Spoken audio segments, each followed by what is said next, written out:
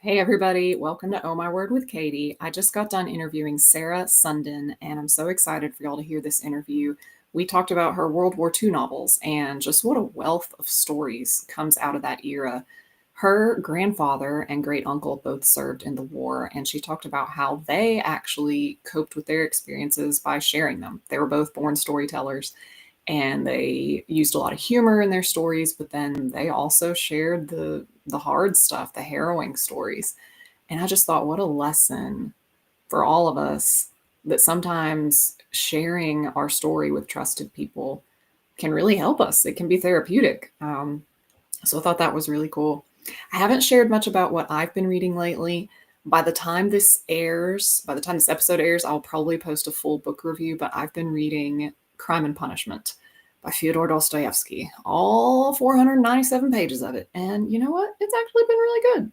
So you will probably hear about that before this episode airs. But in the meantime, without any further ado, please enjoy my interview with Sarah Sundin. Hey everybody, and welcome to Oh My Word with Katie, the show where we hear from Christian authors, give you amazing book recommendations, and marvel at all the ways that God shows up in words and stories. I'm your host, Katie Ginn, and today's guest is Sarah Sundin. Am I saying that right? That's correct. Okay, Sundin. Sarah Sundin. She writes Sundin. Sundin, yeah. Okay. Sarah writes World War II novels, including I can't remember if this will just released or if it's about to release when this episode comes out. Mists Over the Channel Islands. Gorgeous cover here. And we're going to get into that later in the show. Very excited to talk about this book. But Sarah, thanks so much for being on the show today. Oh, you're welcome. Thank you for having me. And you're based on the West Coast, correct? Yes, I'm in Southern California. Southern California. And I was looking on your website, and you're basically World War II is your genre. That is it. That's all I've written. Yes. Which is sort of a never-ending story. Well, and we'll get into that later. But yes.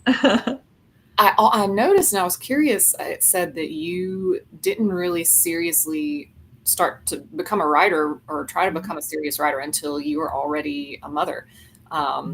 So in the meantime, you've got a chemistry degree and a doctor of pharmacy, and so two very different things. How did all that come about? Well, that wasn't my plan. I loved pharmacy. I loved science, and pharmacy was a great way to use science to help people. And those are my two great loves at that time. And the other nice thing about pharmacy was it allowed me to work on call. I worked 1 day a week. So when my kids were little, I was able to be basically a full-time stay-at-home mom, but also work, use my brain 1 day a week. And it was really just about, I thought I had the perfect life. It worked really well for our family. And I had no plans to do anything else. I enjoyed my job. The hospital I worked at was 5 minutes from my house. I basically rolled downhill in the car and I was there. It was perfect. My plan was, as the children got older, I would increase my hours in pharmacy and have the glittering pharmacy career that I had educated myself for. And then God had other ideas, as he often does. And I woke up one morning and my youngest was 1.5 years old, and I had this story idea, and it would not leave me alone. And I was washing diapers and running the carpool and, sitting in soccer practice with my 3 kids. And this story idea would not leave my head. It was almost an obsession. My husband said it was an obsession. So maybe it was, but it would not leave my head. And I had to write this story.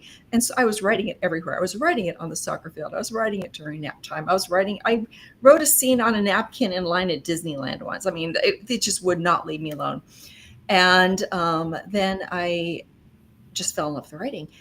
And I had another story idea and another, and started going to a writer's group, attending writers' conferences, slowly working up the nerve to submit to agents and editors. Then I had lots of rejection letters. So it was 10 years from the morning I woke up from that dream until my first novel released, 10 years.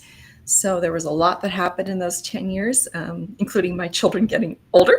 So by the time I got my first contract, that 1-year-old was now 11, and he could make his own sandwich, and there were no diapers. So it was and my oldest had his driver's license. So it was just, I was in a very different space, and I was able to devote more time to writing. So it was God's perfect timing.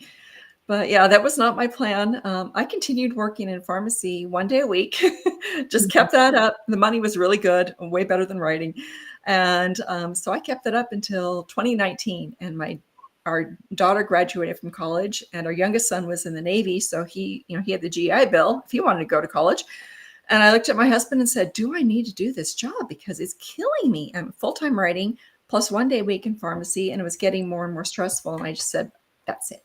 So that's when I quit, not knowing that there was a pandemic coming, of course, but it was good timing. So yeah, so now I'm a full-time writer. That is so much fun. So, all right, how long has it been since the first novel was published, and how many have you written? 15 years now since my first book came out, and Mists Over the Channel Islands will be my 18th book. So that will be then 16 years. So basically a book a year. There were 2 1 year at the very beginning, because it'd taken me so long to get published. I had 2 of them completely ready to go. So they said, great, let's publish these within 6 months of each other to kind of build some momentum. But then I've settled into 1 book a year, and that's a good pace for me. Okay. Yeah, that's a good little clip.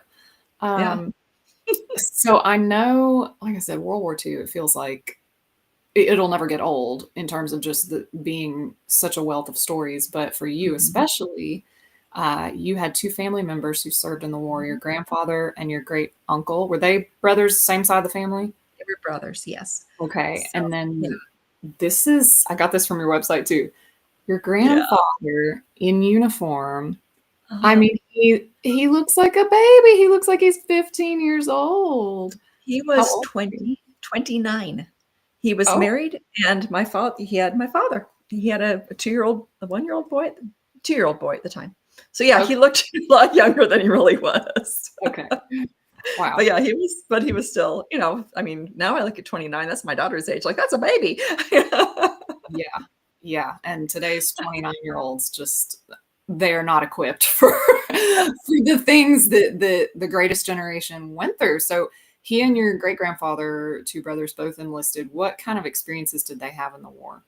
Oh, very different, but they're both my heroes. And so my great uncle was already it was the Army Air Corps at the time. It became the U.S. Army Air Forces in 1941, 41, I think it was. But he was training to be a B-17 crew member. And he was on December 6th, 1941, he and a squadron of 12 B-17s, he was a navigator on one of those B-17s, took off en route for the Philippines. And that was a very long leg for the B-17s. So they carried as much fuel as they could. They didn't have the guns with them. We were at peace. And they had to stop at a little island on the way there to refuel, a place called Oahu, Pearl Harbor. So they literally flew in to Pearl Harbor during the attack. They took off. America was at peace, and they landed. They were getting shot at by everybody. So it was pretty miraculous that let's see, there were about 10 men on each plane, so 120 men. Only one was killed, and he was killed on the ground. So they Wow. basically survived.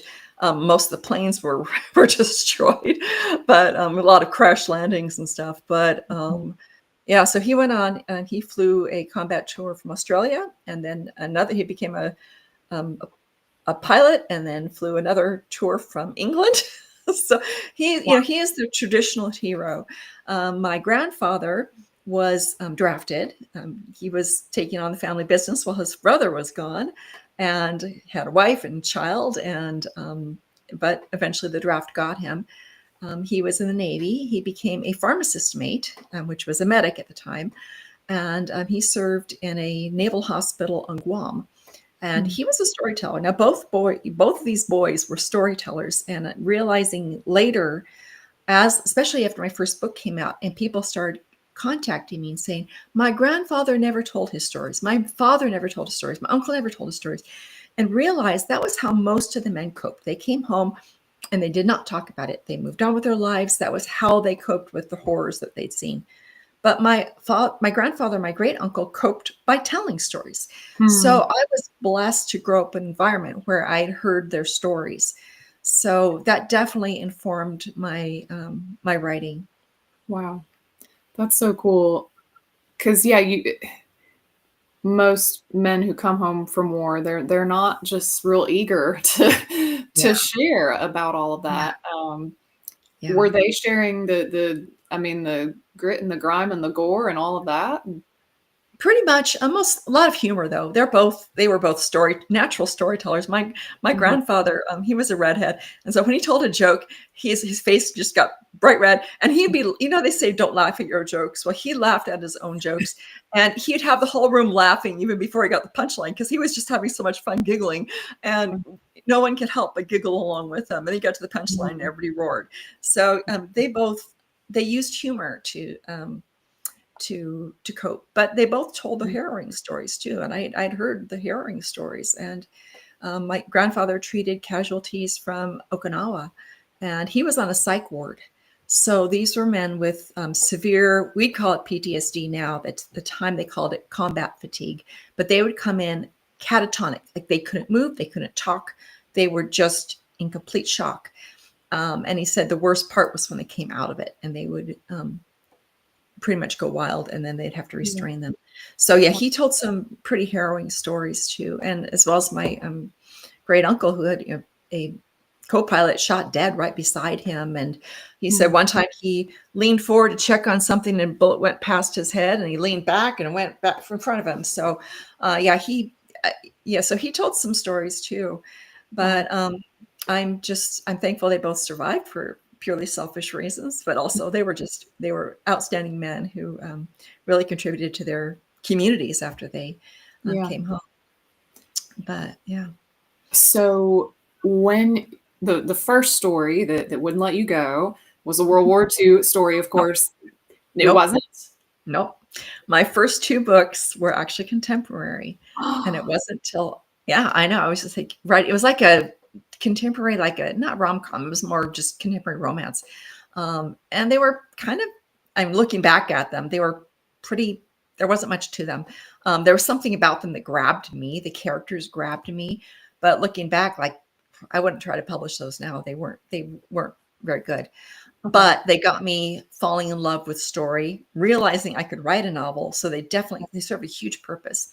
Yeah. And the third book I started writing was A Distant Melody, which became my first published book. And that one was inspired by my great uncle because I had this idea and I realized it had to be historical. And I thought maybe World War II because of my family history.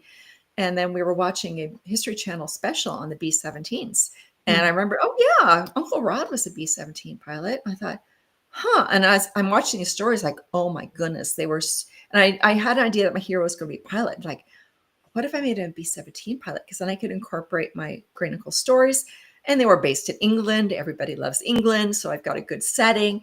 And it was just, it was that aha moment. And that's when that story really came to life. And as I said, that was 2001. I started writing that one. I didn't start submitting until 2003.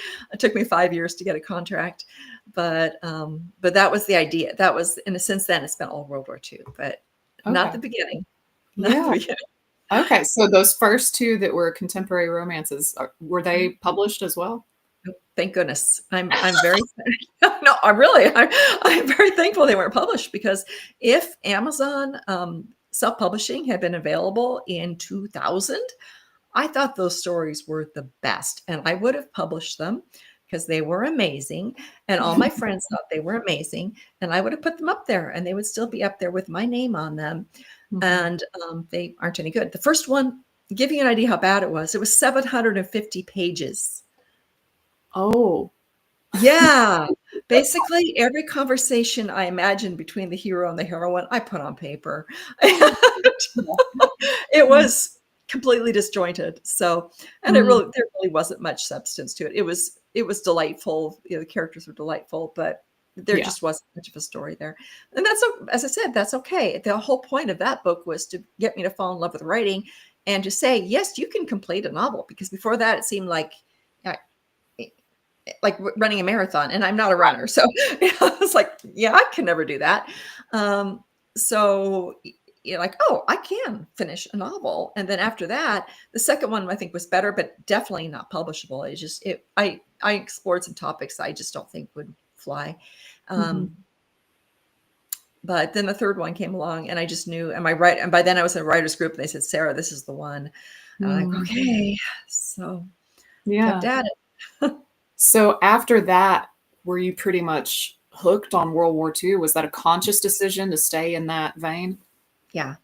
And it's funny now because World War II is such a hot genre, but when I was trying to get published in the mid 2000s, no one wanted it. No one wanted historical fiction at all.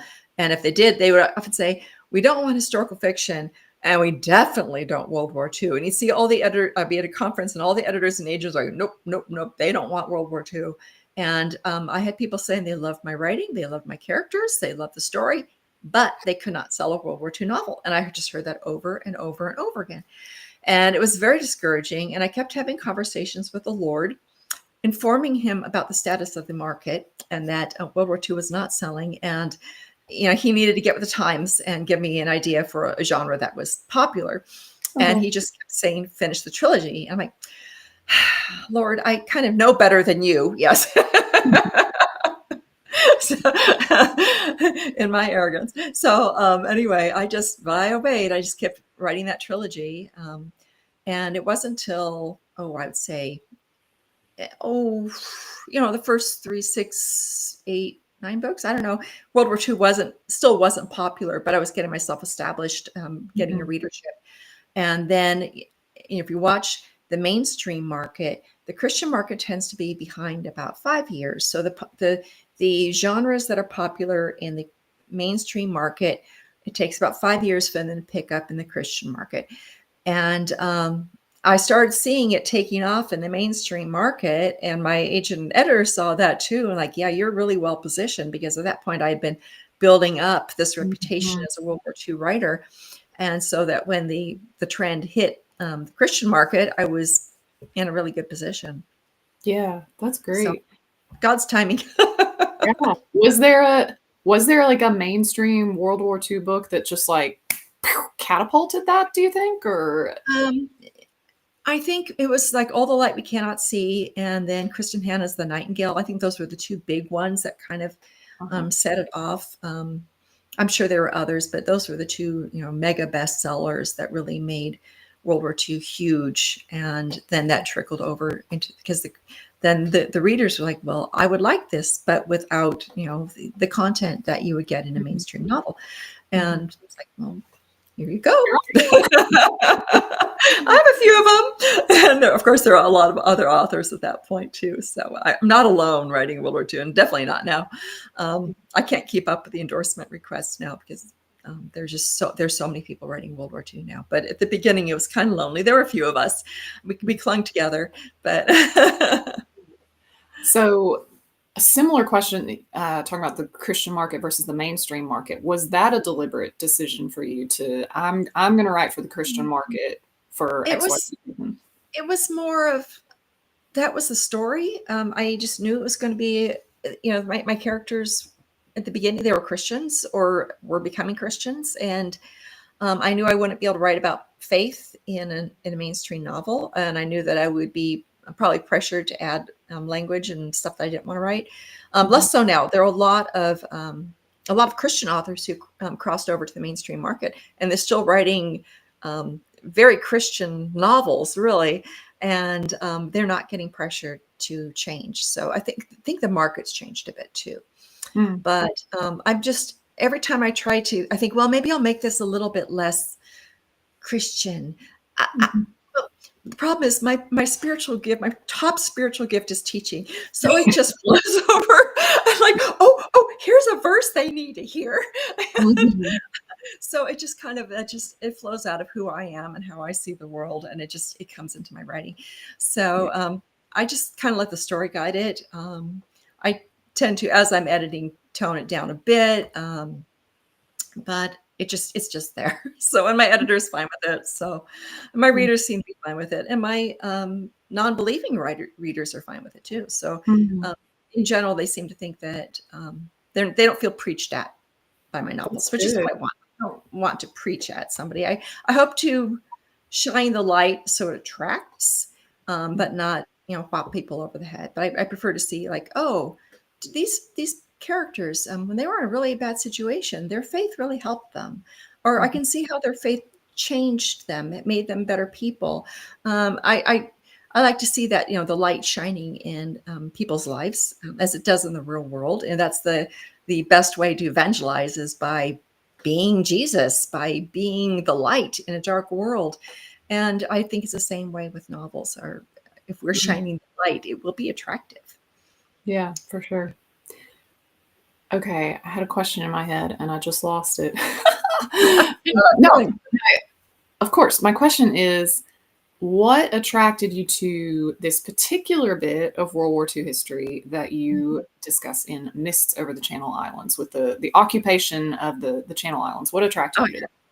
I've always been fascinated by that. Long before Guernsey Literary, I had heard that they were occupied. This was even before I was writing. I think I read Guernsey before I was published, maybe even before I was writing. I can't remember when I read it.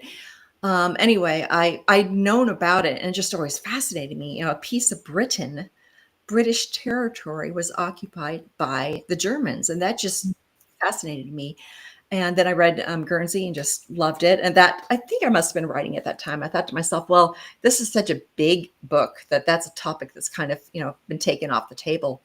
Um, but enough time has passed, and these story ideas just won't leave me alone. Like I really, really want to write about what happened, and that's one of the reasons I picked Jersey for this story was because Guernsey felt taken, if you will, Yeah. and I was glad I chose Jersey because Jersey has some amazing stories, very different from Guernsey, Mm. which is interesting. There are 4 main islands in the Channel Island group, Mhm. and all 4 had completely different experiences, completely different. And you could write 4 completely different novels, and you think, oh, these take Ooh. place in different countries.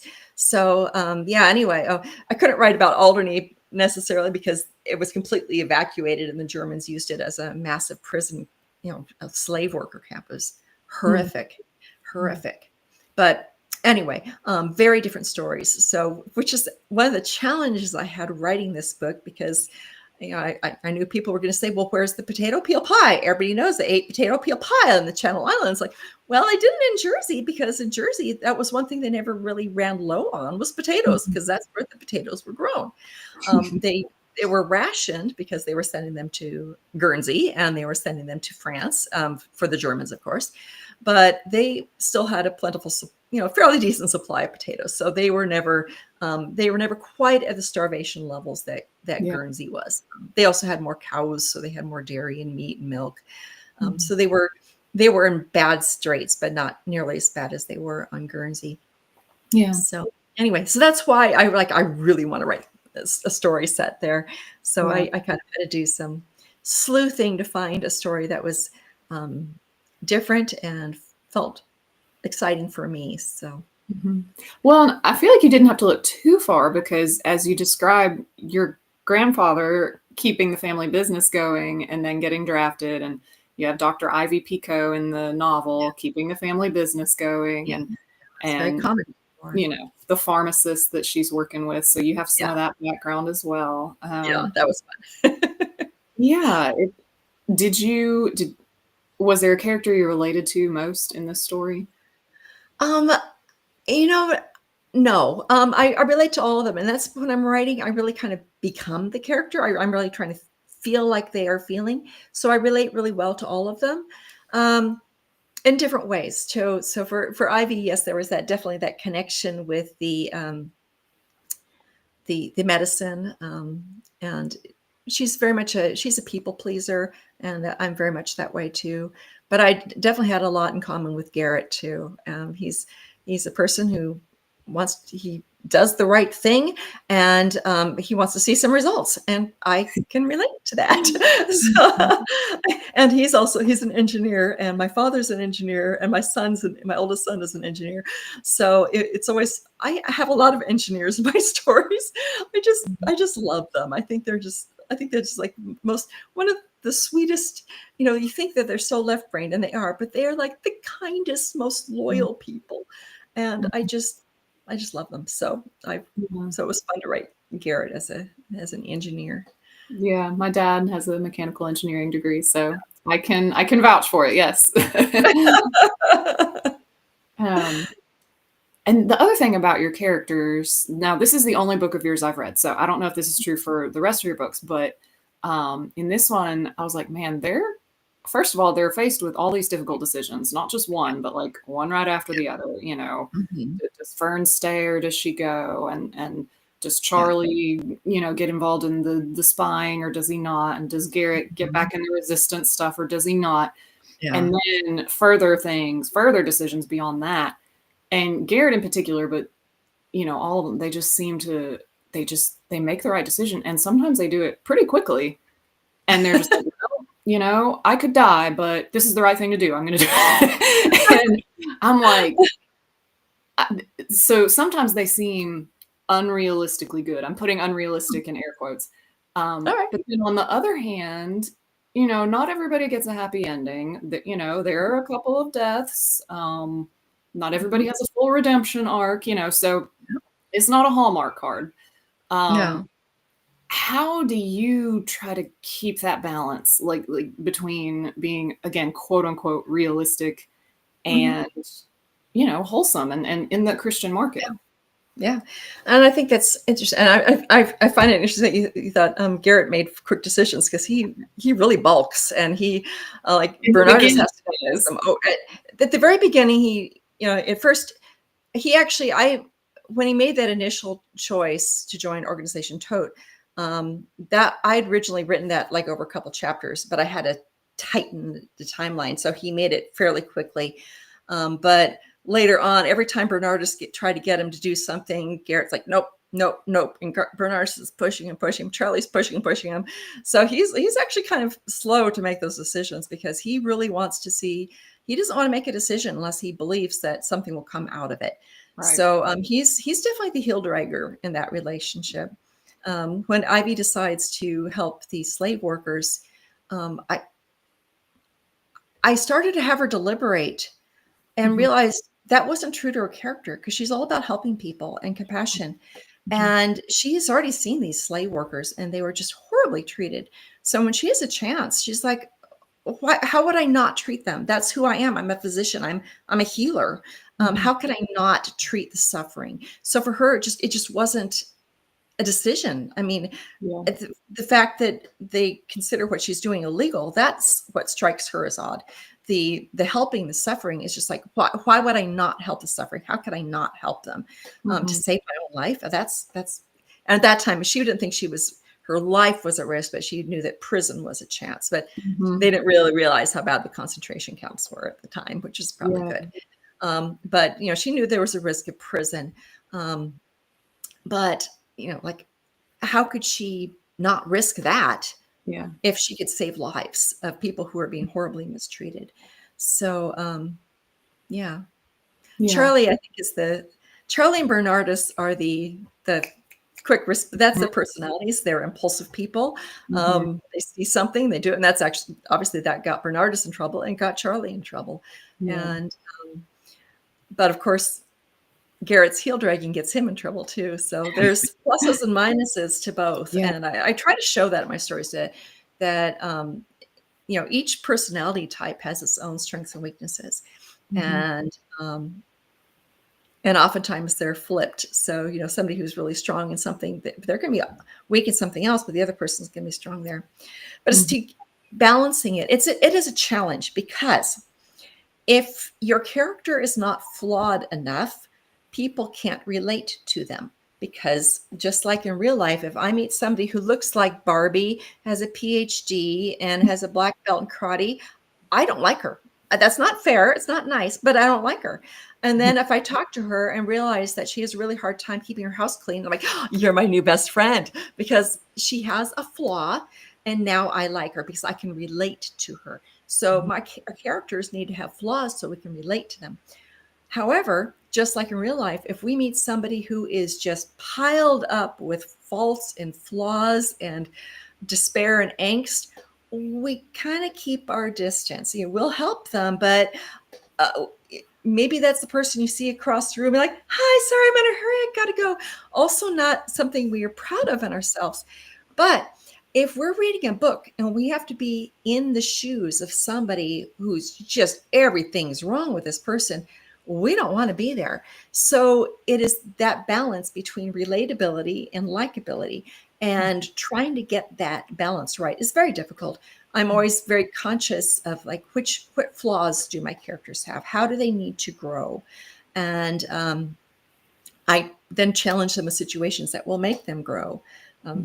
Ivy has never learned to stand on her own 2 feet. She's dependent on her father. She looks up to her sister, and it isn't until she has her father taken away from her, because her father leaves to go with the army, and now she's leaning on her sister and learns that Fern is not a good person to lean on. And so she's really very disoriented. Like, I can't lean on anyone. I've always leaned on someone, and her family's telling her, lean on the Lord, lean on the Lord. And she's trying to figure out, what does that look like? What does it look like to lean on the Lord? And so she's very wobbly, if you will. And she has to learn that she can stand on her own with the Lord beside her. And she's also blind when it comes to Fern, because she's looked up to her so much. And Fern has so much that seems positive to the world. And honestly, Fern is a narcissist. And when narcissists tend to be very appealing people. And Ivy, as the younger sister, has just been in her, enthralled with her all her life. And has to come out of that and see Fern as she is. And that's a horrifying experience for her, to see somebody you've always admired just realizing there's something seriously wrong with this person. And that was very difficult on her too. So yeah, those are difficult for her. Yeah. I've been reading like 4 books over the last 8 weeks to try to prepare for some of these interviews. And there's another book where there's a difficult sibling relationship. And man, some of these siblings are so mean. I want to jump in the page and smack them around. And the irony is, I have a sister, and she is absolutely wonderful. I can't remember if I put in the acknowledgments that my sister's wonderful, but I felt like I needed to say something. It's like, people want to think, oh, I heard she has a sister. Oh, and her sister's like, no, my sister's wonderful. She we have to rate like goodness, like sister's way here. She's a wonderful person, and I love her very dearly. And I feel I could rely on her. And I'm the oldest one, but I feel I could totally lean on her if I wanted to. But I know she's leaning in the right place. She's leaning on the Lord. Yeah. So that was what Ivy was going through. Oh, and then I made her have problems with punctuality. And for some people, that's a serious, for somebody who's punctual, that is a sin. So yeah.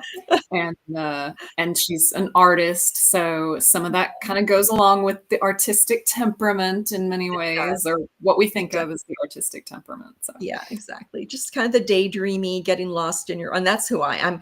I was the daydreamer, and Sarah, snap out of it. Come on, we got things to do. And always, running. Up until probably my 30s, I was always behind, always late, turning things in late, couldn't meet any deadlines. I have a very punctual husband who. Well, but you're turning out a book a year, so how are you doing that now? But I've trained myself. I've learned I'm kind of Ivy's journey to learn how to train herself to be more disciplined and organized, and some of that is a little bit reflecting of what I gave her a kitchen timer to help her. And honestly, I have timers set all the time, to the point where my family's like, kitchen timer went off, Sarah. What's it for? Like, oh, that's for the laundry. Just don't let it keep ringing because I need to get up and change the laundry. And there goes my watch because I need it. It's time to get ready for such and such. So I've just learned I set timers all the time because I get, especially when I'm writing, I get lost in my world, and I'm on Jersey in 1943. I am not in Temecula, California in 2025. So I have to have external things to snap me out of it. I just have lots of systems in place to keep me on track, and so I don't miss my deadlines.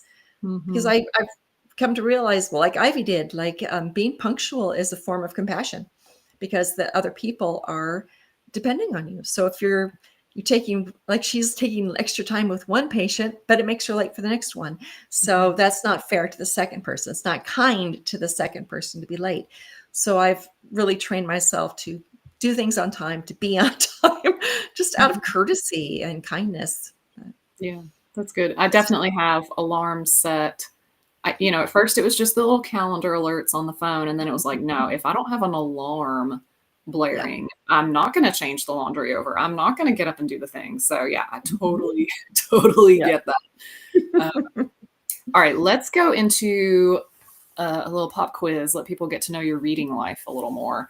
Do you remember what was one of the first either books or authors or stories that kind of captured your heart as a young reader? Oh, and that is so hard to say because I was blessed with parents who read to me, and my sister and I were both early readers. My sister says I taught her to read. We were only 15 months apart. So basically I was sitting beside her with the book, sounding the words out, and she's super smart. So she's, as I'm going, go dog, go, pointing to it, she's like, go dog, go. And so we kind of learned to read at the same time.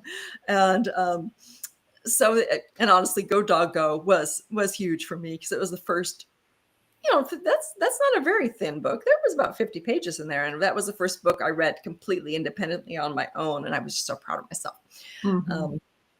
But there were so many that captured me.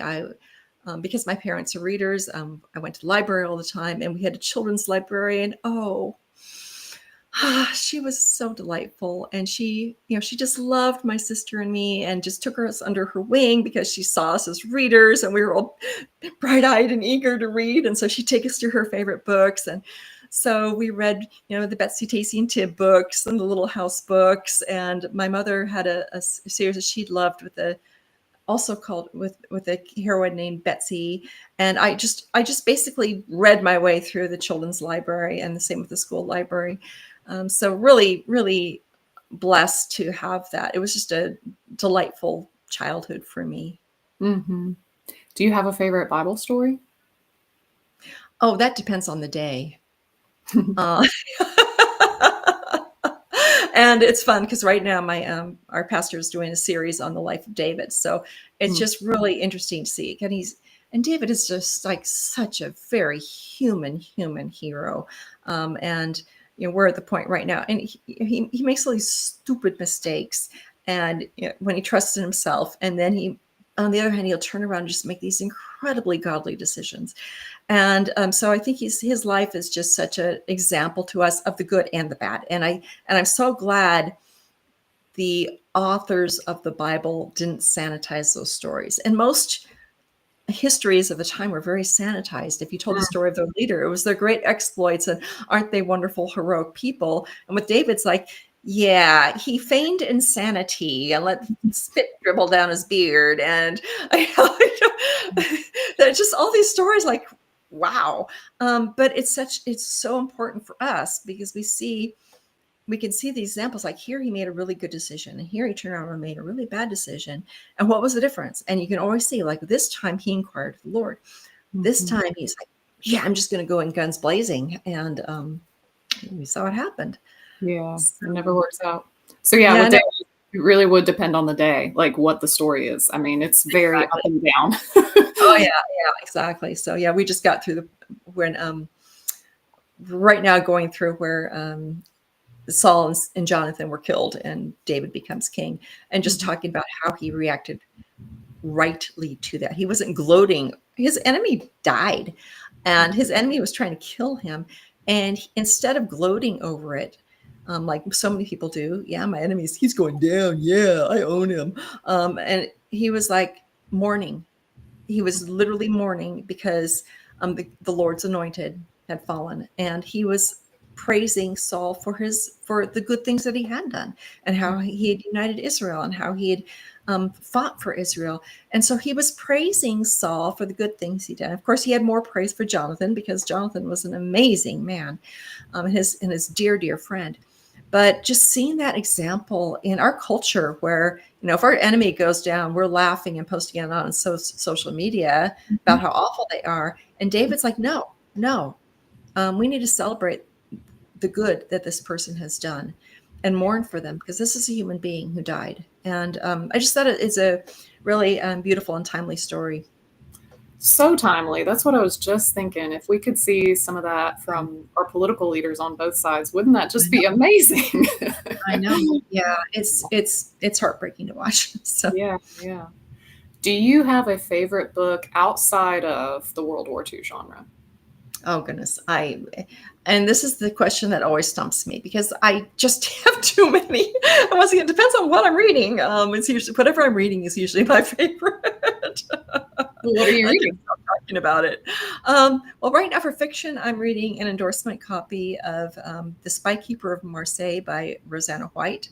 And I love her writing, and she started writing some World War II stuff. So it's fun for me, because the book I'm researching right now, that I'm writing right now, is set in unoccupied France, in southern France, and so this story is also set in southern France. So it's kind of fun comparing notes. And for nonfiction, these are the books I can't stop talking about. And the one I'm reading right now is called The Hunted Children, and it was written in 1963 by Donald Lowry, who was an American working with the YMCA in unoccupied France, desperately trying to save the refugees and the Jewish children, and gathering the work he did, and just having read I'm kind of late in the game researching for this book, but seeing how all these organizations work together, Americans, French, international groups working together, Protestant groups, Catholic groups, Jewish groups, secular groups working together, because they're like, this is important. There are people dying, there are people being deported, and we have to save them, and we will work together because we're all working for the cause of human beings. And it doesn't matter that they're foreigners. It doesn't matter that they're of another religion. They are human beings, and they are worthy of dignity and being treated with kindness and compassion. And they worked hard and furiously, and they saved as many as they could. And their work and the ordinary French people, just all throughout southern France. Yeah, we'll take a family into our house. We'll take a family into our house. All these farms scattered, and villages scattered throughout southern France, concentrated in certain areas like the mountains, and the Haut-Loire area especially. There was a lot of them. A little village called La Chambon-sur-Lignon. I don't speak French, but they saved about 5,000 people. The village itself had a population of 2,000, and they saved 5,000 people. Wow. So the stories that come out of that era, just ordinary people saying, yes, we will let a family live with us. Yes, we will take in 2 children. Yes, we will let this man stay here for a few weeks until he can find a way to get to Switzerland. Just ordinary people saying, this is the right thing to do. These are human beings. We don't speak the same language. We don't worship God the same way. We have different customs, but I'm going to honor them and help them survive. And it happened. It was just phenomenal how many people were saved. It's also sad how many people perished. There were 75,000 Jews who had either from France or who had taken refuge in France, who were deported and killed. So there were 75,000 who weren't saved, but there were 10, 20,000 who were saved, maybe more. I may have my numbers off on that one. But there were many who were saved because of ordinary people and because of organizations working together and just saying, we will not do this. We will not let this happen. Yeah. There was a cardinal in Lyon who was quoted as saying, you will not have the children. The Vichy police come for these children. And he said, you will not have them. And just great stories like, no, you can't do this. And I'm just Yeah, as you can tell, I'm very excited about this, these stories, and I'm really excited about being able to tell a story of one man and one woman who are doing something to try to help themselves. Very cool. All right. When and where can people buy, I'm going to show the book jacket again, Mists Over the Channel Islands? Well, hopefully everywhere. It is available in bookstores. If your local bookstore doesn't have it, you can ask them to order it for you.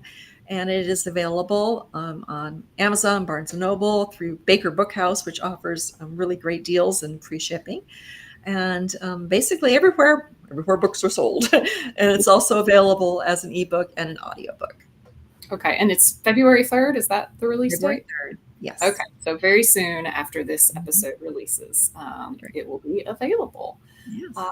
Well, to wrap up, do you have a scripture that maybe relates to the book, or just something that's been on your heart lately that you'd like to end with? I think the theme verse for Mists Over the Channel Islands is Hebrews 11:1. Now, faith is the assurance of things hoped for and the conviction of things unseen. And both of them are struggling to see God when they can't see him in action, and just having faith in what they can't see, and trusting that God is who he said he is, that he is good, that he is just, that he is faithful, even when they can't see it.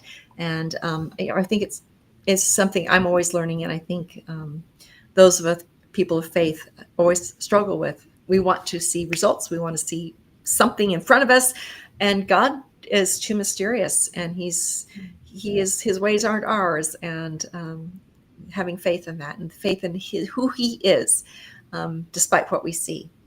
Yeah, that's so good. Well, Sarah, thanks so much for being on the show. This was so much fun, and I'm excited to dig through your catalog and probably read some more of these stories because they're so amazing. And y'all, if you enjoy Oh My Word with Katie, you will probably enjoy what we do at Mississippi Christian Living Magazine. You can find us at mschristianliving.com. Subscribe, follow us on Facebook and Instagram, and I will talk to you all soon.